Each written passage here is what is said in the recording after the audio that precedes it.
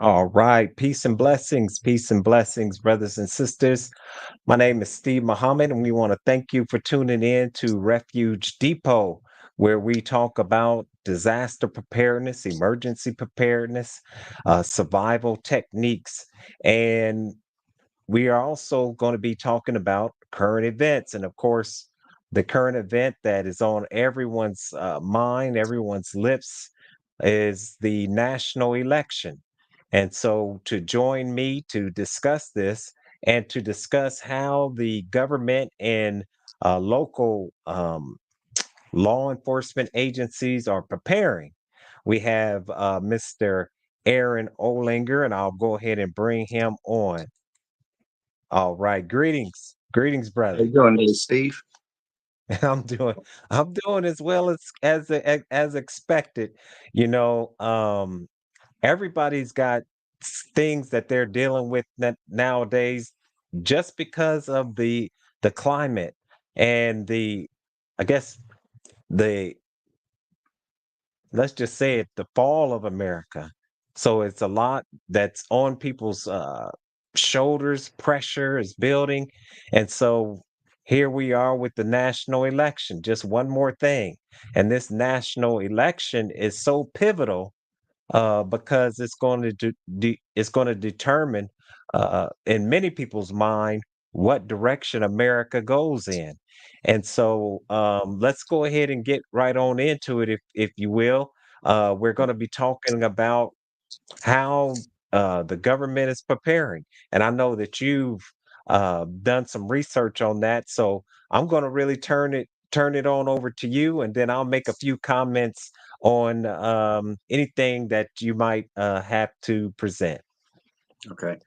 Well, I'm gonna say All that right. this is an amazing time that we're living in right now. I mean, I'm 67 this year. I have never seen things that anything go down at any time, and that's the period that we're living in. I mean, right now the big thing that Okay. and big worry on a lot of people's mind is the fact that the government is preparing for post-election violence next week, and a lot of people Amazing. think that it could just go down next week. But there's actually two times that the attacks could happen. It could happen after the announcement of who the president is, which they're talking about delaying that for 4 days. Then it can also occur Mhm. on the inauguration day, which is January 20th. So you could have two times that there could be violence, or they can pick and choose which time that people want to act up. But the big problem right now is going to be post-election violence.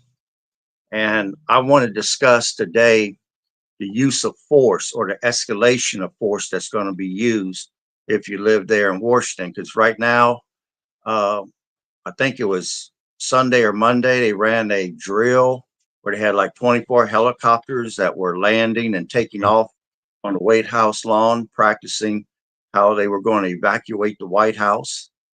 Some of the neighbors thought the White House was under attack and was panicking, so they had to make an announcement in the press that everything was okay. They was practicing a Wow. drill. Some of the stores are ordering pallets of plywood so they can board up their windows this weekend. From what I'm hearing, uh, some of the senators and congressmen are taking vacations, and some of them are going to be gone for as long as 2 weeks while Mm. the possibility of this thing is happening. I mean, everybody's getting out of Dodge. They can go. They got sick leave Right. time or vacation time. They're gone this weekend. That- So, and that's understandable. That's okay. understandable. Just to bring something up real quick, when the Honorable Minister Louis Farrakhan called for 1 million black men to go to the mall in Washington D.C. and 2 million showed up, the same thing really occurred. They had the National Guard sitting outside of the mall. The president and many of the elected officials did a hiatus up out of there, you know. But that was such a beautiful day, and no violence occurred on that day. And remember that this was at a time where they were propagating New Jack City, boys in the hood, menace to society, and black young men were, killing each other more in the inner cities than were in some theaters of war. So, but I just wanted to throw that in there because now we're seeing, like you're saying, we're seeing that these government officials are leaving, and this says a lot to the state of affairs that we see going on here in America. So many times in the past, we would hear these stories, read these articles about how these foreign nations need troops sent in to protect the democracy of that country. But now look at America. America is in that same situation. So here it goes. That as the scripture says, as thou hast done, so shall it be done. But go right ahead. Okay. This is going to be the escalation of force that law enforcement and authorities will have to use depending upon the threat level that they perceive of violence is coming against them. In the event the election doesn't go a certain way and people start to riot or whatever, the Posse Comitatus Act, that's a federal law that Mhm, limits the federal government in the use of federal troops to enforce domestic policy on U.S. soil. Now, that's in effect right now. So, right. what you're going to start off with is going to be the local police and the Capitol Police. Now, in your city, if you live outside of Washington D.C., of course there won't be Capitol Police. It'll be just the local police, but the local police will be called up to handle the situation. Now, they've got full authority to arrest. However, they will try to basically negotiate and try to de-escalate the situation. That's their training, to negotiate and Mhm, de-escalate. In the event that that cannot happen, then the tools they have available to help them disperse those crowds are going to be rubber bullets, tear gas or mm, pepper spray, and batons and riot shields. Those will be utilized first. Now, just like in a baseball game, when you have someone up to bat, that's going to be the local police and Capitol Police. You always have someone on deck. A person on deck, they're watching the situation. They're strategizing in their mind what they're going to do when it's their turn, and they're making some decisions based upon how they see the population reacting to the use of force being utilized by the police. Now, if the mm, police cannot contain the situation or the level of violence is beyond them, then you're going to have a trinity that's going to come in, and that trinity is going to be DHS, Department of Homeland Security, FBI, and U.S. Marshals. They'll be mm, sitting on deck, they'll be watching the situation, and they'll be ready to intercede. And when they come in, they're coming in with full authority. Now, where the police might de escalate or negotiate, these guys are coming in with a little bit more authority, and their authority will mhm, give them the ability to supersede the local police. They will come in and take over the situation, and they're not going to have the patience to want to negotiate or de escalate. They got a little bit more tools available to them, and they're going to be a little bit more aggressive in their tactics to handle the situation. But let's say it goes a step further. Who's on deck while the FBI, DHS, and them's up to bat? It's going to be the National Guard. That's going to be the mhm, military, first level of military to go in. The governor can call them in. They usually take 3 days to bring them up and put them out on the street, usually a 3 day call up.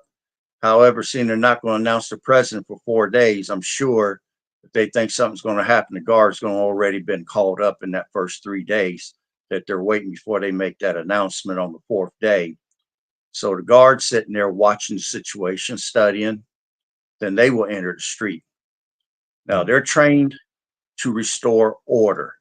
Bottom line, mhm, they've got much more tools. They've got armor, helicopters, planes if needed, drones. They're there to. They're not there to negotiate or de-escalate. They're there to restore order. Period. mm, And if it goes beyond that, right. say the guard is outnumbered, outmanned, because U.S. population is 330 million. Mhm, In the event that occurs, you have something called the Insurrection Act. In the event that the president feels that there's an insurrection occurring orders a threat to national security, he can make that call. And at that point, the U.S. military can enter the fray. And they're not coming in there playing at all. They're going to restore order one way or the other. So that's Mhm, going to be the level of violence. Now, what you heard that we talked about in the last show, that Department of Defense Directive 5240.01, it had a paragraph that I read in that last video. For those listeners who didn't see it, go back and review our last video. Uh, it has a paragraph there that discusses the use of lethal force and how, if required, and a call for assistance goes out from the local authorities. Like I said, when the Insurrection Act gets put in place, there's going to be mhm, martial law, and military is coming in, and nobody's playing games here. National Guard won't be playing games, but when the U.S. military hits the streets, they're authorized to shoot U.S. citizens under that Department of mm, Defense directive that just came out. I mean, and when they enter the fray, and even the National Guard, I mean, you're going to lose your mhm, civil rights. There's going to be no actus habeas corpus. There's going to probably be a declaration of martial law declared. They can detain you and not even charge you. You're not going to get a mm. phone call to an attorney. Uh, I wouldn't be out there myself. No. Uh, it's Mm-mm. in your best interest knowing that each group that comes to up to bat, basically, they're coming with more power and more of an escalation of force.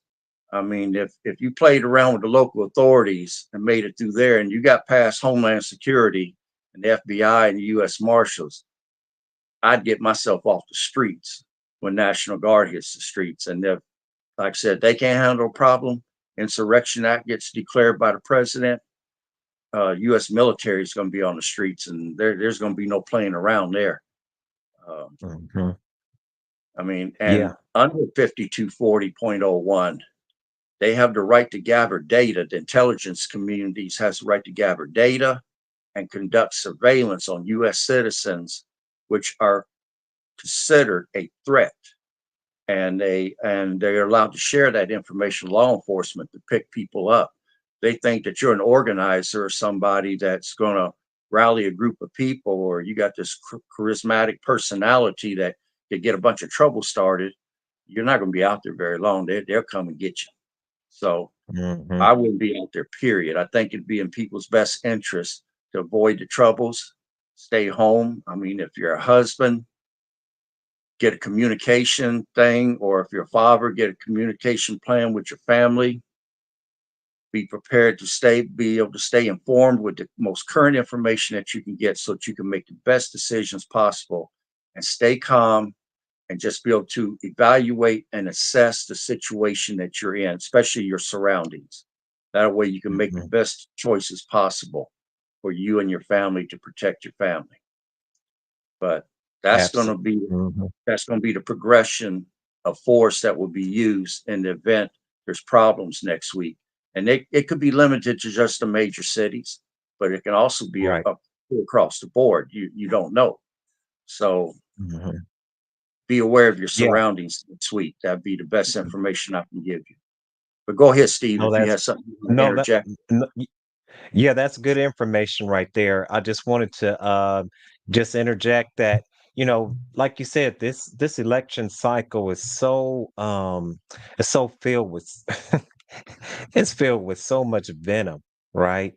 You have one side calling, the other side garbage, the other side calling the deplorables, the so forth and so on.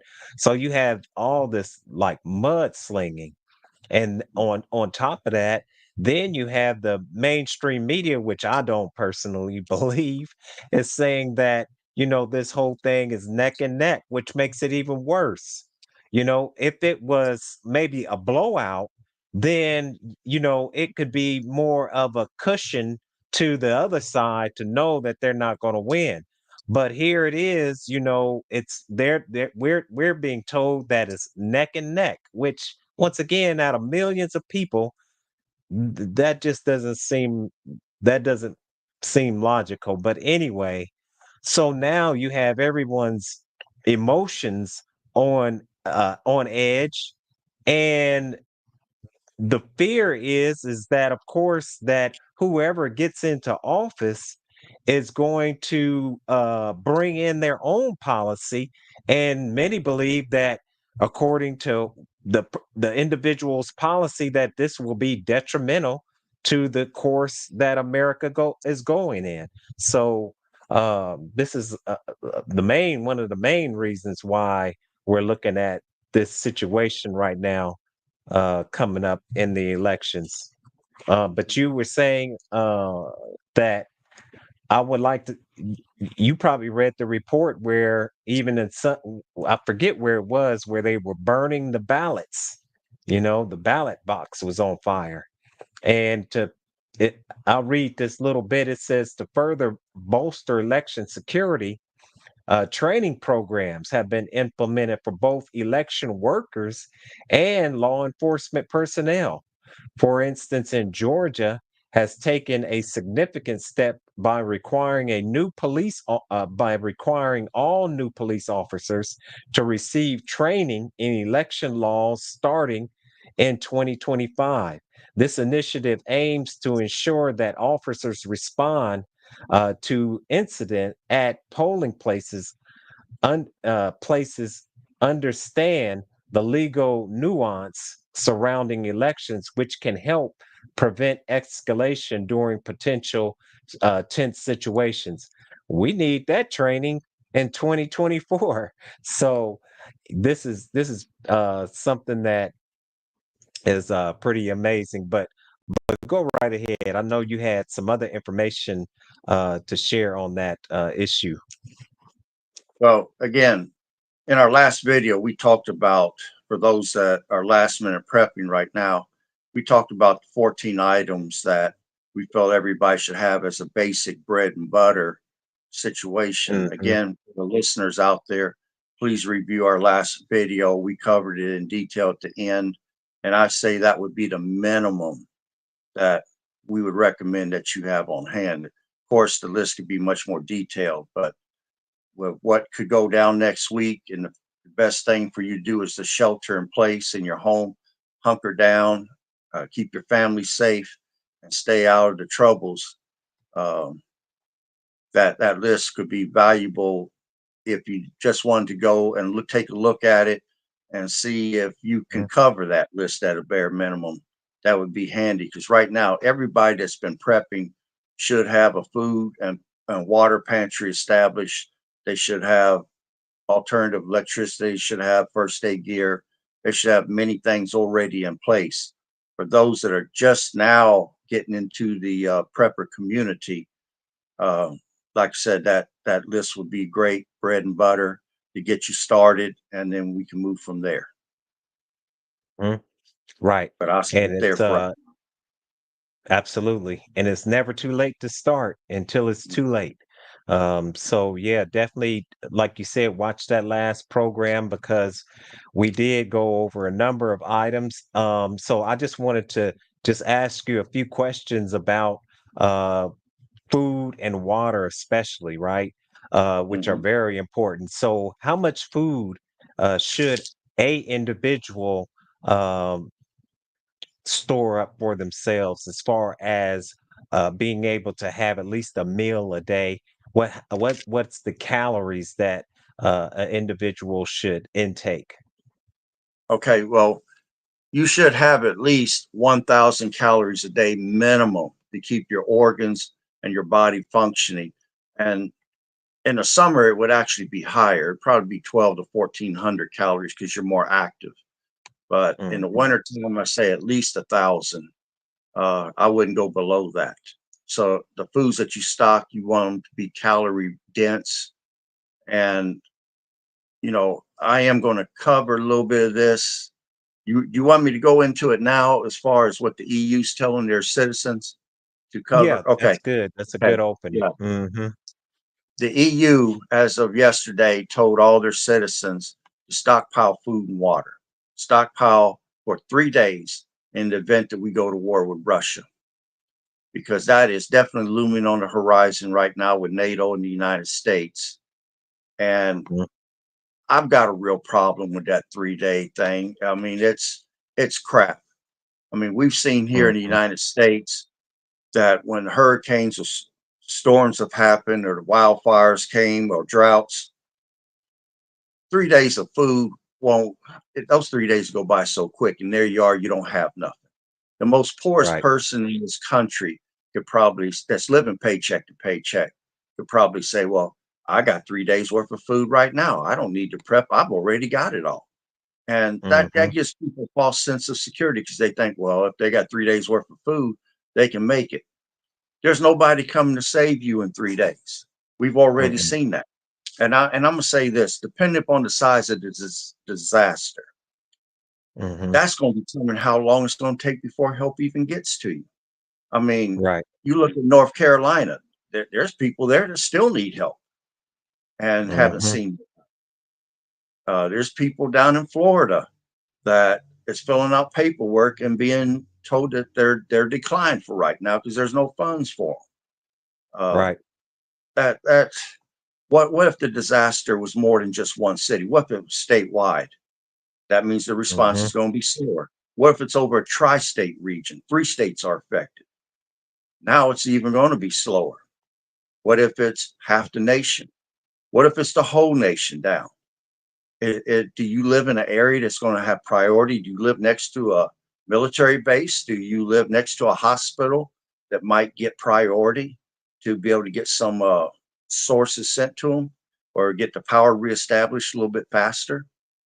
Mhm. So, and to me, your goal should be to have at least a 1 year supply of food, toiletries, everything across the board. Right. You start off with a 2 week goal first. Go with 2 weeks minimum. Then you go to a month. Then you go to 3 months, then 6 months, then 9 months, and then a year.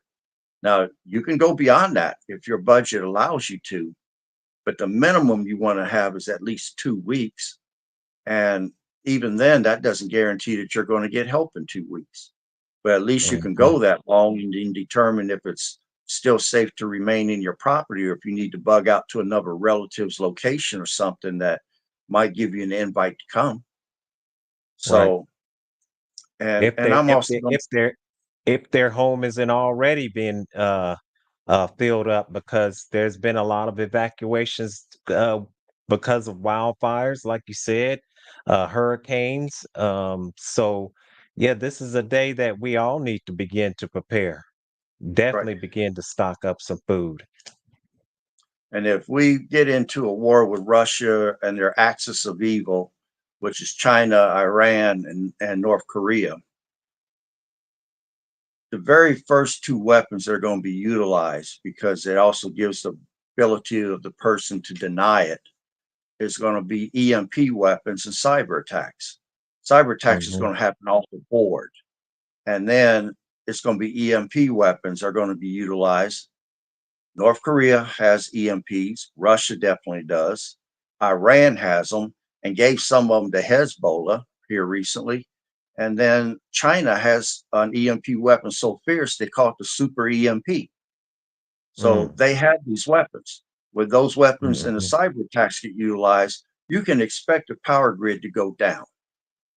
Right. Question is, are you prepared to go without power for a period of time? If the EMP weapon is used, that power could be off for 2 years or more. Mhm. The Mhm. only way it's coming on Yeah. sooner is if you live in a priority area that's got a military base or a hospital, something or a government center that they have to have that government building on, and you happen to be on that grid. So you might be able to get over getting back on a little sooner, but 2 years or longer. And they've already did a study that indicated that 95% of the US population would be dead in the first Mm. 6 to 18 months. So, Mhm. I mean, Mm. we'd be fighting each other over a can of corn, but Right. you can Right. expect there to be a massive blackouts. And are you prepared? That's the Right. question right now. What are you doing Yeah. to get prepared? Because if war is coming, if you believe in your heart of hearts, or God has put it upon your heart that you need to prepare, like He did God, the guy Noah, like he did Noah, Mhm. and it took him what 100 years to build that ark, where everybody was Right. laughing at him, but he had it Mhm. upon his heart to do that. Well, if you feel God has put it upon your heart to save your family and prepare, have you gotten started? Is the most question right now that you need to ask. Because if Mhm. you don't mind, Steve, did you have something No, you go wanted to ahead. say? Okay, No, no, I no. wanted to go on. Yeah. I wanted to go into North Korea right now. Oh, Everyone okay. should Mhm. have heard that North Korea tested a ICBM, intercontinental ballistic missile, this week. It was the best test that they've ever had. They had a breakthrough on that missile, and the missile was in the air for over 87 minutes. Now, for a standard missile, not hypersonic, just standard missile to make it from Russia to anywhere in the United States, you're usually talking 45 minutes, 30 to 45 minutes. That thing was in the air for 87 minutes. So the US government had to announce this week that they can hit any target inside the United States. Then Mm. North Korea has two satellites up there that orbits from pole to pole, north to south pole, and comes clear across the United States in two different areas. They believe that they're weaponized, that they got low yield nukes on them that create an EMP effect. But those satellites can also be used with the satellite aiming technology that the Russians gave them to be able to drop nukes anywhere they want inside the United States now. Now, Mhm. people want to say North Korea hasn't fought in the last 70 years, hasn't been in a war. They got no combat experience. They're no threat. Well, let me tell you something. They got nukes. And then they got 60 or 70 submarines. So if you take out the missile bases, are you going to be able to get every sub that they got? Or will some of them get Mhm. loose and be in the Atlantic and be in the Pacific right now? And we wouldn't exactly know it. I mean, that's what Mhm. submarines do. They're sneaky. They come in under your defenses and they launch on you, and then whether you hit them or not, it don't matter after the fact. You got to hit them Right. before they can launch. They got 60 or 70 of them. So can you guarantee that you're going to get all the subs too? Yeah. Especially when we've been downsizing our military. Mhm. So when people tell me all North Korea is nobody, anybody's got nukes of somebody. So don't That's tell me right. that. And then And right now, subs, they say, go ahead. are you just to interject real quick, and is that they say that subs are one of the most stealthiest of weapons, and that it's very difficult to find a sub underneath the sea. So yeah, you know, I remember it was some years back. Do you remember? I think it was one of these Russia, maybe China, that had a sub off of the coast of California. Okay. But that was some years back. But yeah, subs are, they have, like you say, nuclear weapons on them. They have all type of weapons. And the one of the problems that I heard too, that when I was listening to a recent program, was talking about the time to react. So, Mhm. these missiles are flying at such a high velocity that they have to react quickly. And the problem sometimes is that if it's a false alarm, then that could lead to, that's a situation in and of itself right there. So go right ahead. Okay. And like I said, Korea is sending troops over to Russia right now to fight against Ukraine. Now, that's a Hmm. definite escalation right there. And if Korea can do that, then what would stop NATO from sending troops into Ukraine? I mean, we could be seeing being on the outer edge of World War III right now and just seeing it getting ready to get started. I mean, and Right. then if we go to Russia, Russia's made gains in the war against Ukraine. They've gained a lot of territory. In fact, I hear it's like 500 square miles that they've gained, that they've retaken from Ukraine. So Hmm. they're winning right now. And now North Korea is sending troops over there. They sent 10,000. Now they're talking about sending another 10. Now the United Hmm. States is saying that if those troops make it to the front line, then and which they've already approved long range missiles for Ukraine in the event that North Korea starts fighting. Russia, in return, has said that if Ukraine starts hitting them with long range missiles, they're going to consider that to be an attack by NATO and the United States. They said that Europe will be attacked at that point, and the Mhm. United States will not be able to sit back safe behind the ocean, which means we're going to be hit as well. Now, recently, they've seen Russian submarines down in Cuba. Mm. So that shows right there that they're slipping down through the Atlantic and things and slipping right past Florida. And from Cuba, they're still in range to fire missiles from there. And Mhm. same way with Venezuela. Then I want to mention the BRICS summits that just went down. Right. Now, BRICS is being set up to be the new global financial order. They've picked up all these new nations that's joined them. They're going against the US dollar, and they're demanding that all their countries de-dollarize, which means you can trade in oil, gold, silver, and your own currency. You no longer need Mhm. US dollars to do trade with. Mhm. So that That's a is huge blow to the American economy. If that happens, that's going to be a huge blow because we know that the dollar was once backed by silver and gold, and now it's not backed by anything. So uh, when coal was starting to go out and oil started to go in, then the United States maneuvered its dollar to be the global currency, if you will, to buy and trade oil. And so it's known, some people know it as the petrodollar. And so all nations, when they bought or sold oil, they did it in with through the dollar. And some may remember that Saddam Hussein got in trouble because he wanted to sell the oil through the euro.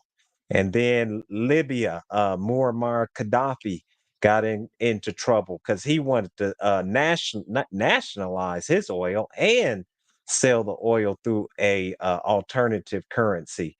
So one of the things that I think should be understood is that if nations do begin to trade in anything besides the dollar, being that the dollar is not backed by anything and that they have literally been just printing the dollar to such a degree now that the national debt is so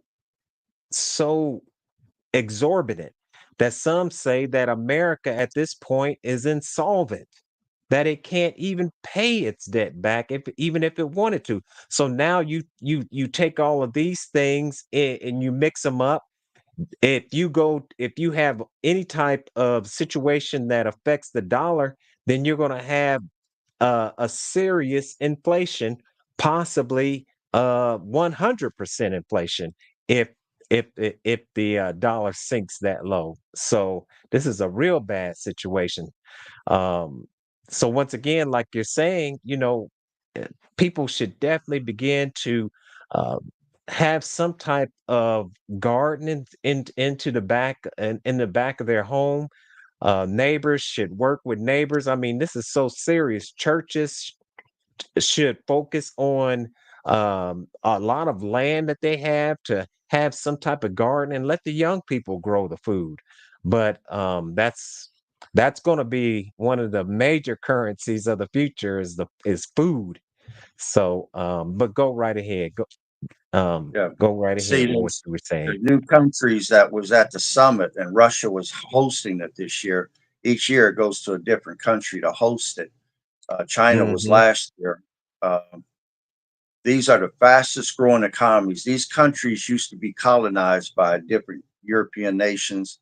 Now they're rich in resources, and they got the fastest growing economies, and they're joining up with the BRIC alliance against the United States.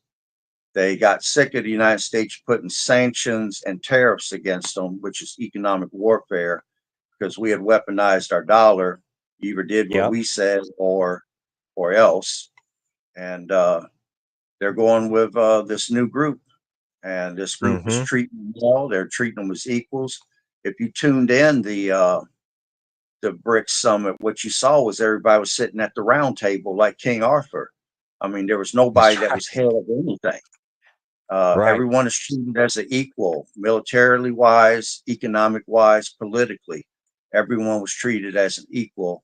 No one was looking down. And these new countries that are joining, they like that being treated so Mhm. well. That's the reason why they're joining up. Plus, they're Right, allowed to and use it their own currency. yep, Go ahead. and remember that, the ICC had labeled, Putin as a war criminal. No one was trying to arrest, Putin. So that once again goes to show you that these nations are are more in league, not just on a financial front, but on a global justice front as well. I think Yeah. many of these nations are now seeing America and the West as tyrants. Like you said, they use the dollar as, and this was the medium of exchange. All nations were using the dollar, and to use the dollar as a weapon through sanctions. What did they think was going to happen? Eventually, being an intelligent person, the nations had to come together because these sanctions were killing these countries' economy. And so, uh, yeah, go right ahead. And see, I believe there's 20 countries that has joined. Now, BRICS, for those who don't know, the mother chapters that started this was Brazil, Russia, India, China, and South Africa. That's the mother chapters that started this alliance. Now there's 20 nations, and they've got more Yeah. nations that are wanting to join. But they had 20 total that showed up at the summit, and that 20 represents 40% of the world's gross domestic product. Mhm. 40%. So that's very serious. And just those, if many more joins, that's going to almost be like a giant trade union going against the rest of us. We Mhm. One side through attrition is going to get larger and larger with membership, and the other side that we're on is going to get smaller and smaller. Even Canada right Mhm. now is riding the fence. They're keeping so many billions in US dollars, let's say 100 billion, for example, but they also bought 100 billion in the Chinese yuan just in case. So Just in case. I just in mean, case, just in case they got that. That's a smart move. Yeah, right? America has put itself in a bad position when it comes down to trust throughout the world. Not just what we're seeing going on in Ukraine, but now, of course, what we're seeing going on in Israel. America has lost its credibility and its friendship with other nations by supporting what many nations, especially Muslim and African nations, see as outright genocide. So, yeah. So now, like you said, you see these BRICS nations, like you said, Brazil, Russia, India, China, South Africa. I think now Saudi Arabia, I think is joined the BRICS nations. So you have a number of huge nations that are joining the BRICS nations, and that's serious because when you look at China, when you look at India, these two nations alone, the technology that comes out of these two nations, if you go throughout America and you go into some of the corporate offices, especially that's dealing with technology, many of those who are in those offices come from China and they come from India. And so, man, and one last thing too is that what we're talking about right now, you barely even hear of on the mainstream media. They may give you some blurb about the BRICS nations, but they're not really telling you and I. And I know that the Most Honorable Elijah Muhammad said that the those who are running the country, they're going to keep the what's really going on in the country from the people until it's too late. for the people to react in a responsible way. So go right ahead. Well, I'm also going to say that right now we're at a little over 35 trillion in national debt. We can't even pay the interest on the loan. That's almost like you got a credit card that's maxed out, and you know you can't pay Insolvent. the principal. So what you do is you keep paying the interest to keep it from going up. Well, we can't even pay the interest. We've lost our credit rating. I think we're down to double A instead of triple A, and we need an economic reset. And one is Mhm, coming. I mean, you got the mm, Federal Reserve and the central banks. They've already got the new digital currency ready to come forward with it, but they're going to have to collapse the dollar. Stock market's going to have to take a major hit at the same time. People got to be put in the hurt locker economically to accept this new currency that they're going to bring forward that will be blips on the computer screen. You won't be exchanging mhm, cash anymore. They'll be able to track every transaction that moves, even if you have a yard sale, a garage sale. They will know exactly how much money you made. If you mhm, decide to gift some money at Christmas to your kids, they will be aware of that transaction and they'll be able to mhm. tax it. So, in That's right. order to get people to go for that, they're going to have to let hard economic times come. And I'm telling you, depending upon who goes into office, if the wrong one gets in, they're going to seize the opportunity to collapse the economy on that person and blame that person for it happening. Where this debt has been growing since 1993, it won't be that Mhm, person's fault. But mm-mm. there's always opportunity in disasters, as they say. So we will create the problem, but then we're going to hand you the solution. So And the then new so currency is many already in people. place. Go ahead, Yeah, Steve.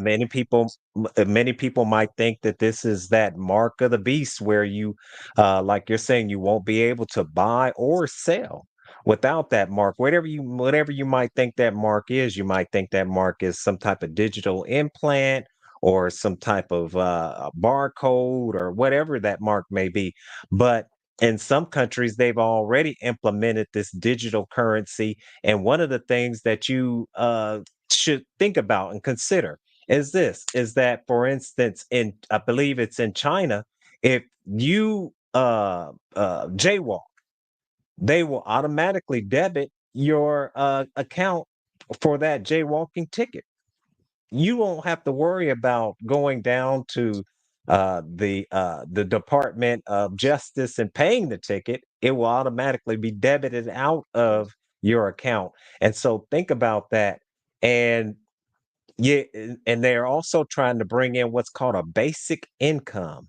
To some, they're trying to bring in a basic income where they're going to, because we talked a little bit about artificial intelligence and how it's literally taking jobs. And so now they're talking about a basic income system that people can look into to where they're going to give you a set budget for each month. But once again, like I said, that they can at any time not only track what you're buying and selling, but they can also take money out of your account if they feel that if you have broken the law, or if you speak out against a certain policy. So this is a very, very dangerous time, straight up tyranny. Think that we're heading into with this economy. But there's one thing that people can do, and that is invest in gold. Find some way, and I'm not an expert on it, but I do know that Russia and China and all these other nations are buying up tons of gold. And so that's going to be a way that you can, um, you know, prepare yourself for this economic collapse, if you will. Mhm, Yeah, because the UB, you'll see the letters UBI, and you'll be wondering what it means. That's universal basic income, and mhm, they're gearing people toward that direction. They realize that the current system is no longer sustainable in the long run. They figure we got maybe 1 to no more than 10 years left of printing the U.S. dollar.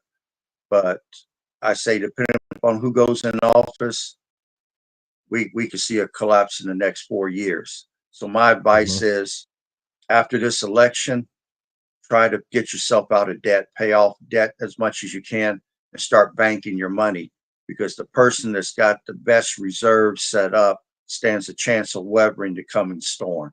So this storm won't be mhm, just violence; it's going to be economic, and you just that's the only way that you can prepare is start stacking your money. mhm. Absolutely. And so, one of the things that, yeah, we're looking at is I think we covered pretty much everything we wanted Yeah.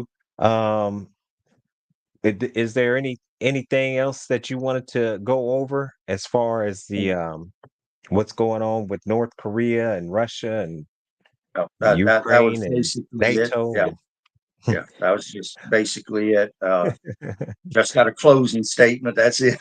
So whenever you okay. say, Yeah, okay, so we're coming down to the bottom of the hour, and so I would, I just want to let people know that down in the link below in the description, we have a store through Amazon that you can get some disaster preparedness products. Also, man, I mean, right now it's time to definitely think about if you don't know about canning, learn about canning, learn about self-defense, learn about how to grow a garden. Don't let them the mainstream media continue to distract you with these stupid sport and play. Um, Black people, don't let them continue to program you with all this madness in the rap music. And I just wanted to say something to the young people who are out there. You know, if civil unrest breaks out, one of the things that you have to begin to be careful is that you think that these weapons that you got are so powerful. I'm telling you right now, what the government has, they see you through walls. They got robots that drones. I mean, it just be foolish to even try to go out and fight. That's why sheltering in place until this whole thing blows over is your best is the best solution. And I remember in the story of Moses that he told the people to go inside and paint the lamb's blood of life over your doorpost. Shelter in place is what he was telling them to do. So that I just wanted to say that. Mhm. okay. And I just want to say, as a man, your responsibility is to protect your family and defend your family against all threats, including economic. So start pooling your money, get your preps in place, and be prepared to weather the coming storm because there is a storm coming. And I'll stop there, There is Steve. a storm. And so we're going to be go ahead and close out. One thing that we're happy to announce is that we will be doing a winter preparedness program. That's going to be coming up at the end of November, I think on around the 30th. But watching the program.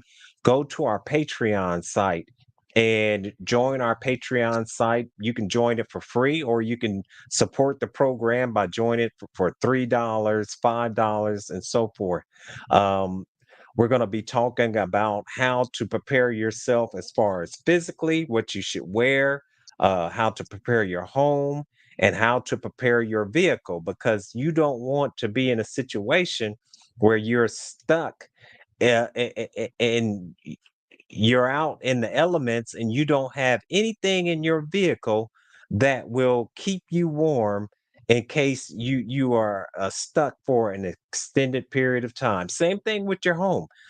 Brother Aaron was talking about the EMPs, these electromagnetic pulse devices, right? You see them in the Matrix when they was when they were fighting the robots. They hit that EMP and knocked that set of robots out. But this is what can also happen to the electricity, and this is one of the things that they were fearing from these solar flares, CMPs, but still the same effect.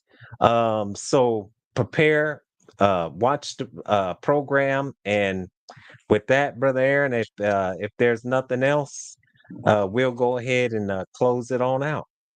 Okay. All right, thank you, and may God continue to bless you and your family with the light of truth. Be blessed.